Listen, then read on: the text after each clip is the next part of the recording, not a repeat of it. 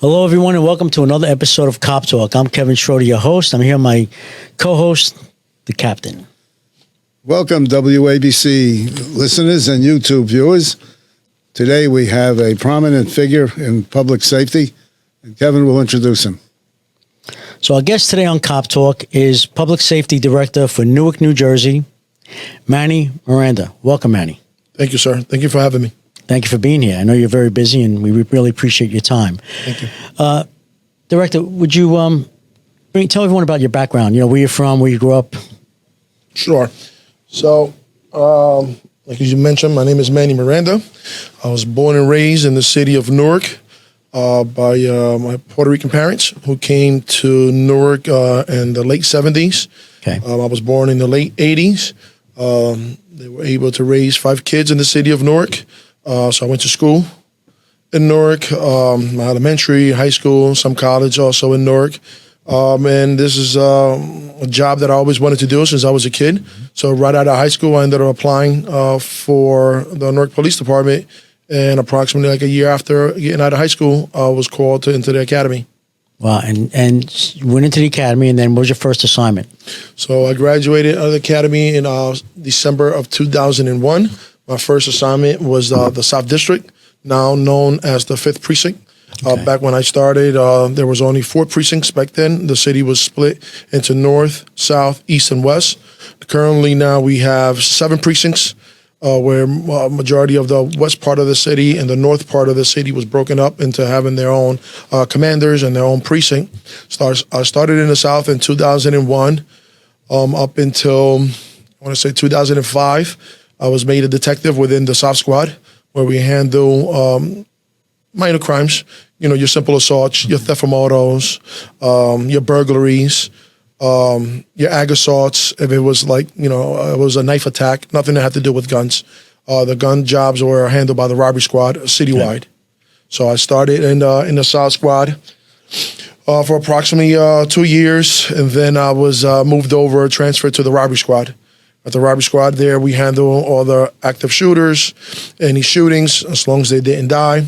We handle robberies, we handle commercial robberies, we handle carjackings. So I did that for about 2 years. By then, I was transferred to the Major Crime Squad. Major Crime Squad, they redid the whole organization, and Major Crime just dealt with just strictly shootings. Robbery remained with the robberies, the carjackings, and then the major crimes we just dealt with just the shootings. From there, I went to a carjacking task force that was put together by then the chief of the prosecutor's office, Anthony Ambrose, and we were averaging, I want to say 60, 70 carjackings a month.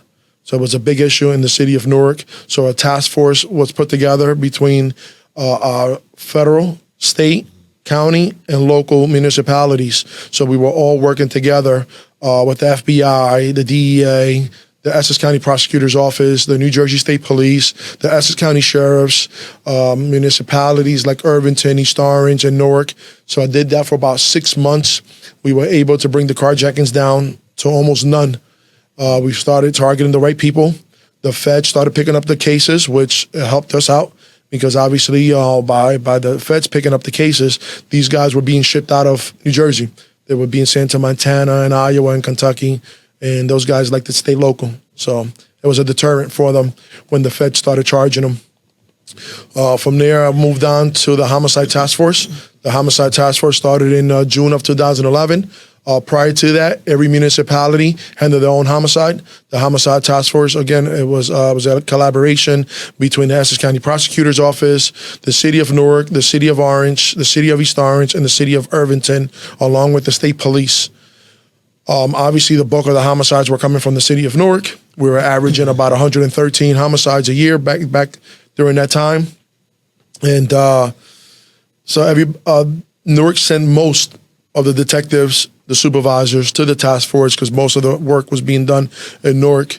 So again, we was averaging about 113 countywide. We were averaging about 180. For the county, and because it was a county task force, wherever the homicide happened, you would have to respond. So I was a detective at that time, so I was catching homicides in Irvington, in East Orange, in Newark, even though we were sworn officers for the city of Newark. So after they did the county task force, they swore us to be county task force officers. So it gave us jurisdiction of going into these other towns and these other cities. So I did that for about 2 years, came back to Newark to the major crime squad. Worked that for another year and a half, just handling shootings. I did a small little stint in the special victims unit for about 6 months, dealing with rape, dealing with missing person, and child endangerment cases. In September of 2016, that's when I became a sergeant. Went on to work the communication division for about 5 months. And then I was sent back to the homicide squad to be the commander of the homicide squad at the county. So I did that for about 2 years, got promoted there to lieutenant. I stayed there in the homicide squad for a couple of months, and then I moved over to the robbery squad. Then I became the commander of the robbery division back in Newark, and I did that for about a year. Then got promoted to captain, was assigned to the director's office as a special assistant in the director's office. So did that for about a year. And then I was promoted to the rank of chief. I was appointed to the rank of chief by our mayor now, Ras Baraka, in 2022. Was the chief for about 2 years, and just recently in November, I was tapped to become the public safety director again by the mayor, Ras Baraka. And I've been at this position now for about 6, 7 months now. Okay. Yes, sir. Congratulations on your new position. Thank you.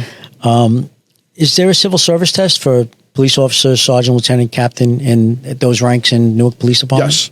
There is. And then is chief also a civil service No, test? that's appointed. That's appointed. Yes. Okay. There's two positions that are appointed by the mayor, which is the chief and the public safety director.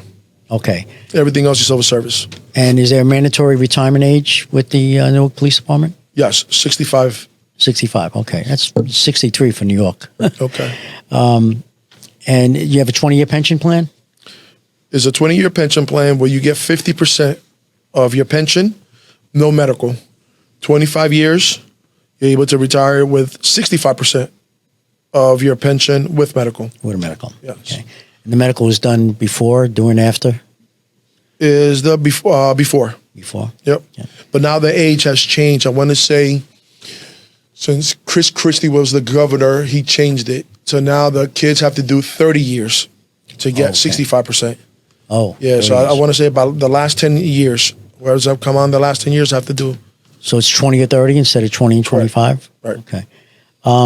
How is, with the Newark Police Department, how is recruitment, how is retention nowadays with police departments throughout the country? It's hard to recruit, it's hard to retain.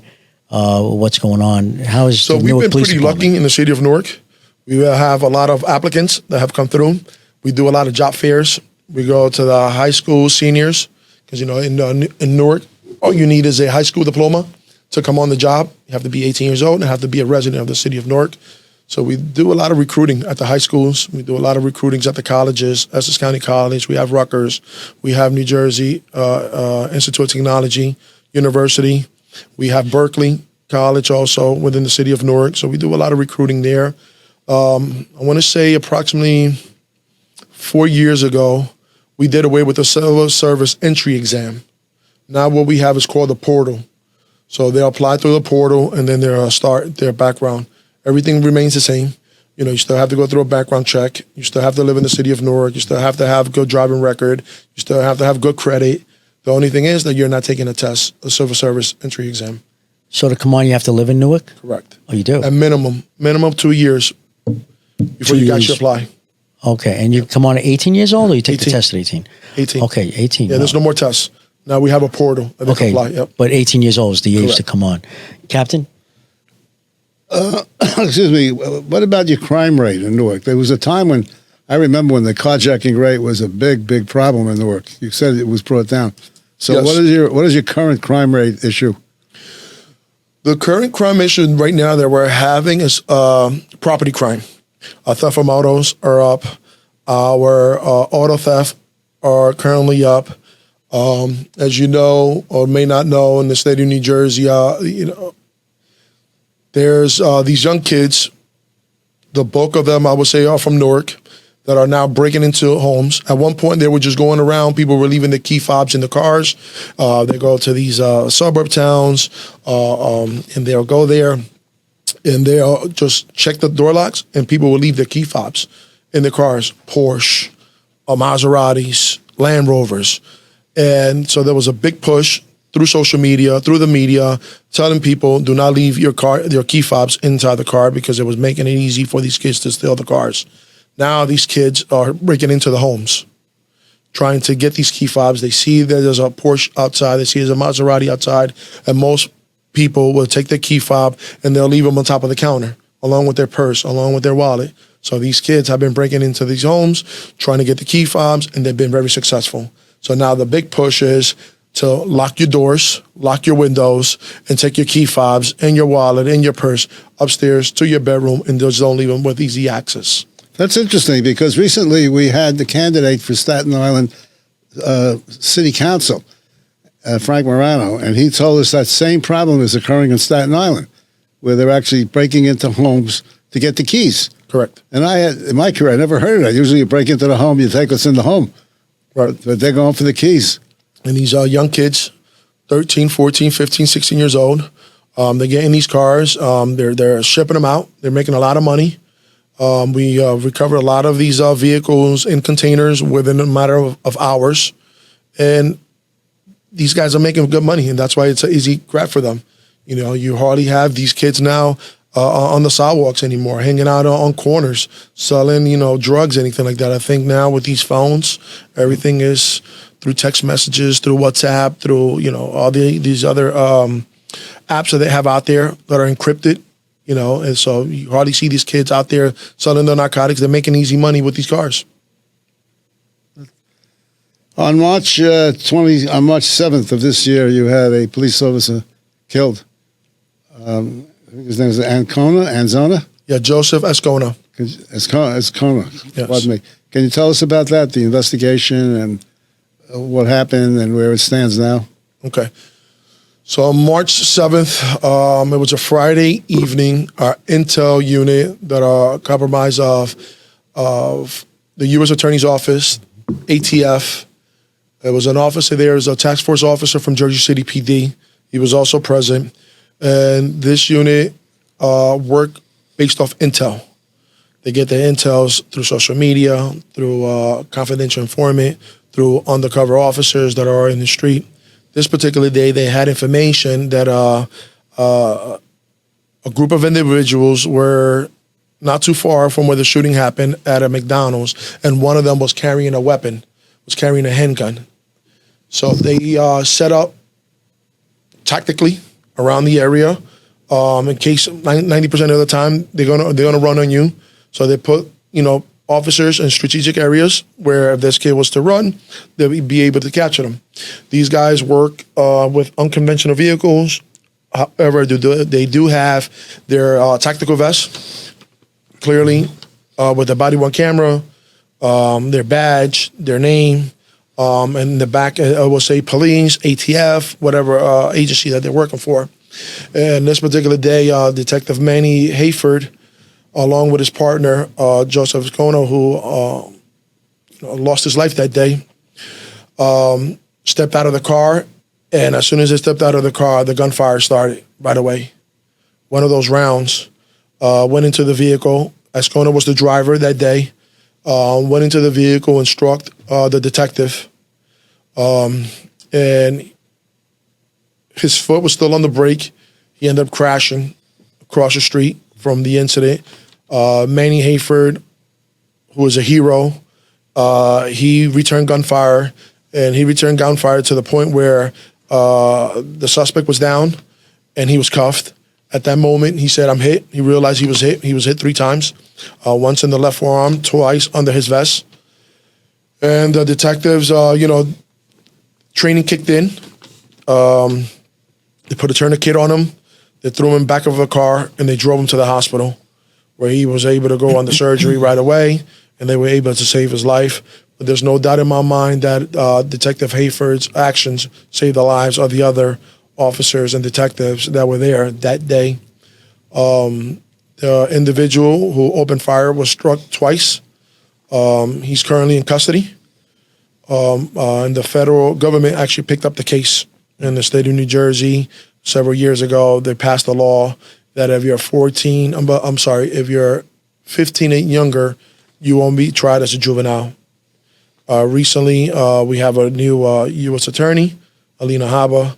That was one of her first actions that she did. She ordered the federal lawyers and the U.S. Attorney's Office to pick up the case and to charge him as an adult. Currently, the Attorney General, Plotkin, who has been a strong supporter of the Newark Police Division and a strong supporter of the unit, recently went before the State Assembly to try to pass a law that if you kill an officer, regardless of your age, you will be tried as an adult. So right now it's going through the process in the state legislature. What is the federal connection? Because to have the feds involved, you have to have a violation of federal law. So we had the federal officers that were assigned with that team that day. So one of the federal officers was shot at also. So you have the charge of aggravated assault upon a federal police officer. Correct. And I'm assuming there's probably an interstate aspect of the car ring, right? Correct. So that makes it.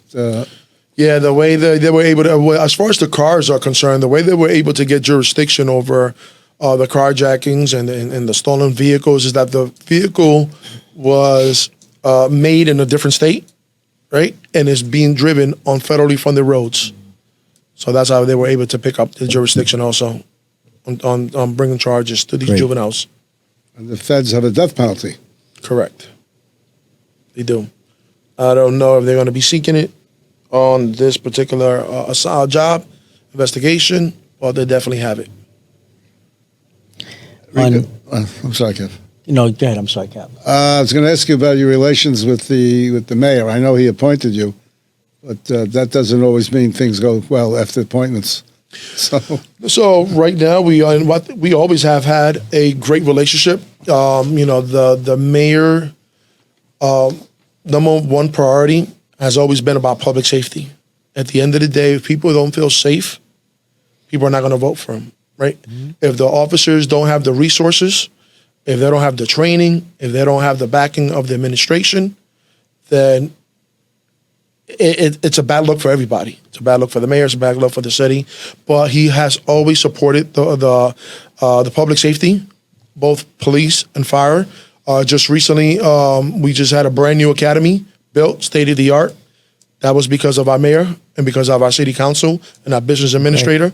Right. We have a brand new property room that we're still working out all the kinks to move everything from the old property room that's been deteriorating for quite some time now. We have a brand new ballistic lab in our crime scene lab. We have a brand new a traffic unit where our horses and our motorcycles have their brand new headquarters. And that only happens because of the support of the mayor. That only happens because of the support of our city council, that they're behind public safety 100%. There's never been an issue that I brought before the mayor as the chief, even before as the captain, when I was in charge of major crimes, that I had to have meetings with him, with that former police director. There's never been an issue with him wanting less police, where he wants less firefighters, where he wants less supervision, because he's big with supervision. He's big with hiring more police officers to have presence out in the community. Never been to a community meeting where they ever said we want less police officers. So he's a big proponent of that. Recently, after the George Floyd incident, he started the Office of Violence Prevention and Trauma Recovery, where we have social workers now embedded in the precincts, where we have social workers that we actually refer victims of violence, where we have juveniles that are causing these all this havoc out in the street. Now you have these social workers that are showing up to their homes, to their families, and offering help. Whenever we have a shooting, they're showing up at the hospital. They're dealing with the families. Where before all the chaos would happen in the hospital, and you have police officers there trying to calm everything, trying to calm everybody down. Now you have civilians. Now you have social workers that are out there helping the police department. And I believe that the reason we're showing our numbers are so low is because of that partnership. Is because we have people that are buying in to public safety and to having civilian social workers showing up to people's homes, to people, to jobs, to ensure that everyone feels safe and we can bring these numbers down. In your position as public safety, you're also the director of the police? Correct. So you wear two hats. I wear 3 hats. I oversee the police division, the fire division, and the Office of Emergency Management. Right, I understand that. That's usually the way it works with public safety. Yeah. But are you actually in charge of the police department? Yes. As if you would? Well, the chief, the chief, Sharonda Morris, she runs the day-to-day operations. So she's the one that is dealing with the deputy chief. She's dealing with the precinct commanders, to ensure that they have the resources, to ensure that they're tackling the crime the way they're supposed to. I'm more in the administrative role, where I'm making sure, I'm running the budget. Right. I'm making sure that we have the equipment. I'm making sure that we have the fire apparatus. I'm making sure that that we have brand new police vehicles. Just recently, we just purchased the state-of-the-art mobile cameras that each precinct is going to have one. It's state-of-the-art. It has AI-generated video. It has a LPR system on these videos, so we'll deploy them to hotspots, and that'll be a deterrent for folks, not to commit the crimes, not to commit the shootings, especially where we have places where we expect retaliation based on intelligence. So that's my job now. That's my role. To ensure that we have the training, that we have the equipment. Just recently, I sent a deputy director and a sergeant to Arizona to the Axon. Okay. Yeah, to the Axon convention, where we're going to be buying new drones that are going to be deployed from the roofs. The drones are going to be deployed from patrol vehicles, where before we used to have the canines. You had a bell out, somebody to run, and they're hiding in the backyards, and you'll send a canine unit to go back there.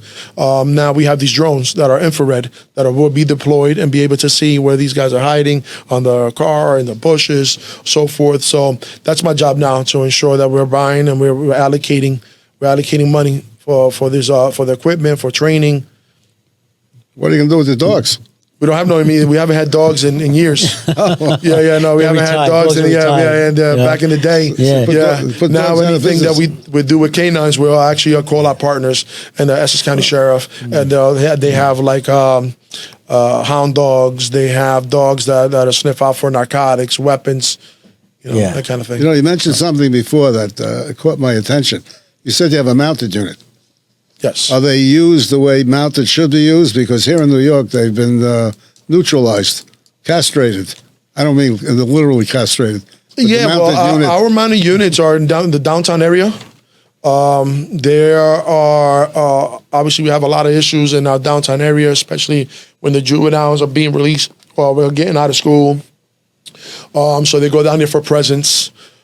We have some theft from autos in the downtown area, in the back streets. So we put them again back out in those back streets for command presence. Are they used for crowd control or disorders? Yes, 100%.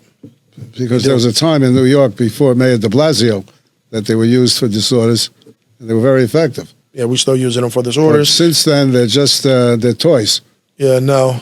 Whenever we have any festivals, when things would go bad, we have our horses ready to go for crowd control. We have, parades. They come out for the parades.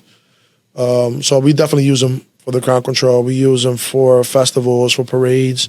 We feel, sometimes, especially during, at the end of an event, people like to take a little bit too much sangria and drinks and, some beers. And, sometimes that horse have to come in and move some folks along. Yeah. How many horses do you have? Currently, we have 12. And currently, we have 6 officers that are riding. Looking to bump that up by the summer. I always wanted to be mounted. When I was a young cop, I wound up becoming a detective instead. Well, you can still get you to the mountain show by now. Yeah, you can still get you on a horse. I was an avid horseback rider. Really? Yeah. It's refreshing to hear, Director, that the city council and the mayor gets along well with the police department. They're supportive. That's great to hear that the mayor and the city council, works together with you guys. Right. They have never said no to hiring, to promoting, to buying the resources, of getting these new Great. buildings, to getting new cars. As a matter of fact, you have some council people that are actually saying, hey, you should think about getting some new motorcycles. They're outdated. Hey, you should get these drones, this drone program. So that's them coming right from the council meetings. That's that they great. want to ensure that public safety have all the training and the resources that they need to go out there and do their job effectively. You know, I was at the funeral with a good friend of mine, good friend of ours, Chief Kevin Schneider. I attended the funeral for Detective Azcona, and that day, actually, he was promoted to sergeant. Correct. Right, which I think is great. You know, fantastic, because he deserved it, and it's also helps the family as well with the benefits. We do that with NYPD as well. They'll promote the police officer to detective first grade rank, and which is much better for the family in regards to benefits. Well deserved. The family was extremely happy. They did not expect that. We kept everything on the hush. A week prior to his death, he had actually taken the sergeant exam, and there's no doubt in my mind that he definitely would have been a future leader. Absolutely. I didn't know him, but from what I've read about him and talking to folks who did know him, great loss. Yes, it is. How many members are with the Newark Police Department? Right now, currently, we have 1,040. We saw it was supposed to be around 1,400. So you're down. We're down. Okay. We're down about 400 spots right now, 100 officers. And do you have an academy class now? Or We do. We just graduated in February of 44. Currently, we have 39 in there now. We just recently got our police academy back. We lost it about 15 years ago. So we were sending our recruits to the any county academy that was running at that time. Back in 2017, 2018. Then the director, Anthony Ambrose, worked out a deal with the state police where they put a municipal class through the state police, and they were able to graduate approximately both classes close to 400 officers. wow, Because during that time, in the 1993, 94, during that time, there was a big class that was in back then, 200 officers, like 220. And they were retiring around that time. So we needed those officers. Right now, we have a reprieve. The next class doesn't retire until August of 2026. And then one follows right 6 months later of February of 2027. So right now, we have some time to put as many officers as we can into the academy to be able to have the attrition remain steady or even more. I'm trying to get it to the 1,400. Oh. And now with our new police academy, recently, we just opened it back up in September of 2024. We're still on a probationary period, so we were only able to run 50 in our first class, 50 on our second class. After that, we could go before the Police Training Commission to see if we could actually up those numbers. So we're on the right pace to be able to get a full operating police academy. By then, I hope to pump out anywhere from 100 to 150 recruits twice a year. that'd be great. Yes, that'd be awesome for the city. Now, with Newark Police Department, if you need air support, do you have aviation unit, or do you do? Okay. What are some of the counties surrounding Newark? So some of the cities that surrounds Newark that are pretty busy, and we work hand in hand in collaboration with them at any given time. And we actually depend on each other. Even sometimes when we may have multiple festivals going on where we just don't have the manpower. So the local municipalities like the city of East Orange, they will send their officers. Okay. The city of Irvington will send us officers. NJIT Police will send us officers. Rutgers Police, because all these other agencies are operating within the city of Newark. You have Rutgers Police, you have NJIT Police, you have Essex County Police that are all working, the Essex County Sheriff that are working within the city of Newark. But the busier cities would be East Orange, and Irvington. So now, as far as the unions go, police unions, is there one union, FOP, or you have a PBA and an SBA? We have one union, FOP, that are for the rank and file, and for the officers, I should say. And then we have another one, the Superior Officers Association, from the rank of sergeant to the rank of captain. They're in charge of that union. And then you have the Deputy Chief Union, which currently I have, the city of Newark has about 4 deputy chiefs. Okay. Yeah, With so the they have PCH. their own union. Okay. And one deputy chief, a friend of ours, Chief Kevin Schneider. Yes. Now he had to retire due to mandatory retirement age. Right. If it was up to him, he'd still be working. I know. To 80 years old. He puts a lot of these young kids to shame too. He's still running with an 80-pound bag. Yep. Up Yep. and down 13 Yep. flights of stairs. Yep. He's he does it like yep. 2 or 3 times. Some of Yep. these young kids couldn't even do the I know. 13 flights without the 80-pound bag. I know Kevin. I know is a living legend in Newark, and also with NYPD. Yeah, a lot of guys know him over here, and they love Kevin Schneider. And we had him on this podcast some time ago. Yeah. Yes. Yeah. Which you did an So- amazing job. Yes. Yeah. Thank you. 2000. I'll go back to 2001 of May of 2001. I worked in the Midtown North Detective Squad, and we had it was the Carnegie Deli homicide, and the perpetrators were from Newark. They had contacts in Newark. They were from Newark. And fast forward, so my team was assigned to Newark for about a week to do, swear out search warrants and conduct numerous search warrants. I don't know if I returned any of them. They're probably still looking for the return. But anyway, we had to do. We got the job done. But I tell you, my first experience really, engaging with the Newark Police Department. And those guys, man, you guys and girls out there work your ass off. I mean, you're busy. You're busy, and you guys were great to us, and hopefully, I'm sure we've been the same when you guys come here, guys and girls. But I was very impressed with the Newark Police Department back in 2001 when I was out there for a week with the search warrants. Yeah. So I just had to let you know that. Yes, I remember seeing the actual documentary on that when it was actually on Netflix. Yes. And that was a gruesome case. Yep. And so that happened May 2001. I came on that August of 2001. Okay. Yep. Okay, right before 9/11. Right before 9/11. Right before 9/11. We actually came out here. I was a recruit, and I came out here to assist that day. I remember going to the Javits Center where they had the command post. Mm-hmm. Right. I remember Sopranos stars were out there giving out, candy and food and everything else out. Yep. And I remember being assigned to a precinct in Midtown. I think it was a bomb squad was there. Oh, downtown, yeah. Downtown. 6th precinct, I think, right? The bomb squad. Yeah, they had the me village. there because obviously we didn't have no duty belt, we didn't have no guns. We just like a month, into the academy.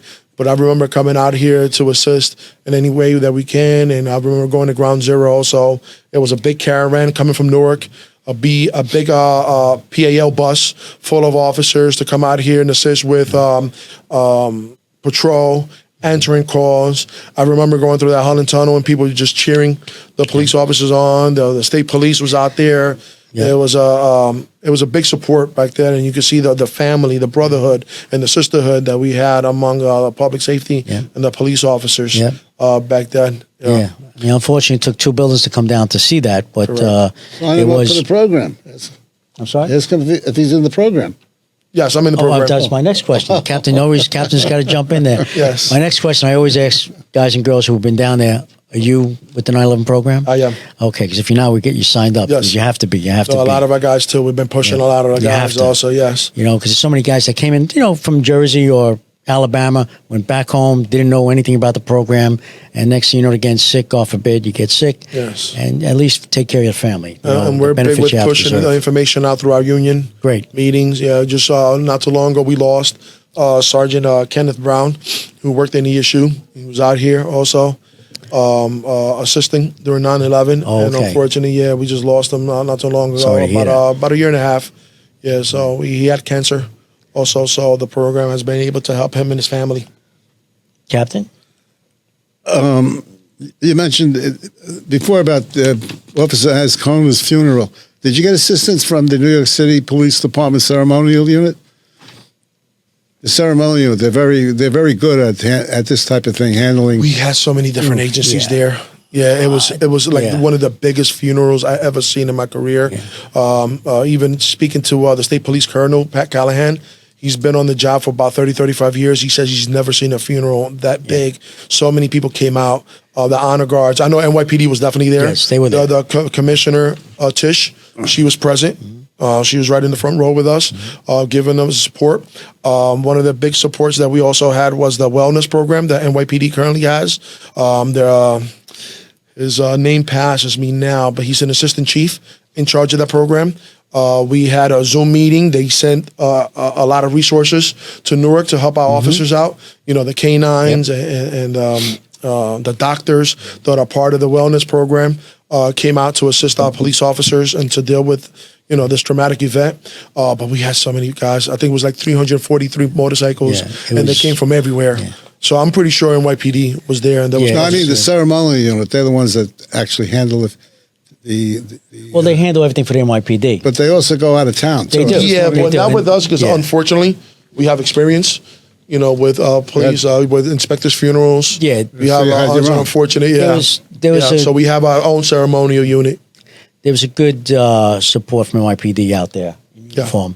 And I'm sure if people from the ceremonial unit were involved. But like you said, those are the honor guards. Right. Yeah. And you have your own as well. We do. Some of these small departments don't. So NYPD will assist them with that. Well, this has been a great interview, and I appreciate you being here. I mean, anything you'd like to say to our listening audience? No, I just want to thank you guys for this. I think it's important for people to hear from the leadership of the department. You get to hear, their hearts, just like what I like to call the heart-to-heart. There's nothing to hide. We are very transparent. We should be transparent. We shouldn't hold anything back, whether it's right, wrong, or indifference. So I thank you guys for having these conversations and asking these questions, because they get to know who their commander is. They get to know who the leaders are. They get to see that, at least for me, that I came up through the ranks. Right. I know what it is to be a patrolman. I know what it is to be chasing cars and chasing suspects, and came through the detective bureau. I think the best leaders are folks that came through the detective bureau, because you know what to expect. Guys and girls who did the job. Correct. You know what I mean? Yes. Absolutely. Yeah. Well, from what I hear and what I understand, you're doing a great job out there. Thank you. So keep up the good work. And it's great. You have a great relationship with your mayor, which is great to hear, and city council. That's great to hear. Right. And say hello to our favorite friend, Chief Kevin Schneider. Okay. Yes, we'll do. We love Kevin. So the men and women that are out there, they're doing the work, and I'm just glad that in my city, the officers are still working. Yep. Just last year, they took almost 800 guns off the streets. This year, we already have, in the 4 months, 250 guns off the streets. These guys are still working. Yeah. They're still in these neighborhoods trying to make a difference. And they're doing it the right way. They're doing it with the body-worn camera on. They're doing it without getting what we call the IOPs, the investigation on personnel, right? Without getting the complaints, without getting the lawsuits. Our lawsuits have dropped. So they're doing with the less use of force. So the guys are getting the training. We're big on hand-to-hand training. Just recently, I just instituted that if we could train our officers twice a year to fire that weapon, we should be training them also twice a year to go hand-to-hand combat. And we have our own jiu-jitsu commanders and jiu-jitsu guys that grapple within the police department, and those are the guys that are training our new guys. And just recently, I have a memo going out where if an officer, they're going to have an hour to go up to the new academy and train with the full equipment on a hand-to-hand combat, just to give them more. The more training, the better it is. Can't go wrong. Yes. No, that's great. Get Kevin Schneider involved in it. 100%. Well, he's been involved. Kevin's been involved. He's been throwing a lot of these young kids around. Black belt and everything. Yeah, he's trying to get me to the mat, and I was like, Kevin, you're not going to make me tap out. No, I usually take a pass too. Yeah, me too. And I usually wind up going down to one of the restaurants with Kevin down. What do you call it? Down Neck. Yep, east of our... Some great restaurants down there. Oh, yeah, Portuguese restaurants, great restaurants, and Newark is up and coming. Oh, it's great. You got to see the downtown area. You got to see all the buildings that are going up, office buildings, retail buildings.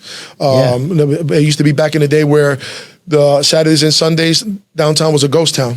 Wow. Now all these residential buildings that are going up, people are actually living down there. They created like a Whole Foods a supermarket down there.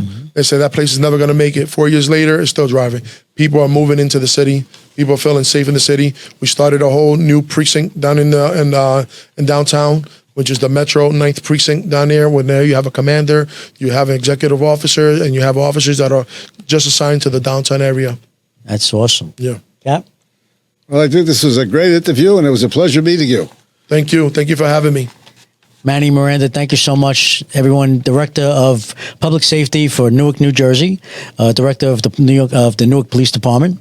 And again, you're doing a great job. Please keep it up and be safe. Thank you, sir. Thank you once again. Everyone, if you like what you hear, you could subscribe to Cop Talk. You could follow us on X as well, at Cop Talk WABC. That's at Cop Talk WABC. Captain? And you can also view this interview on YouTube. You should have worn your tie. I should have. So, I would know it was going to be on video. I would have got my hair done, and I would have showed. Hair and makeup next time. Next right. time, director. Yes. Until next time, God bless you. God bless America. God bless law enforcement throughout the world. And God bless our U.S. military. Be safe out there. Thank you.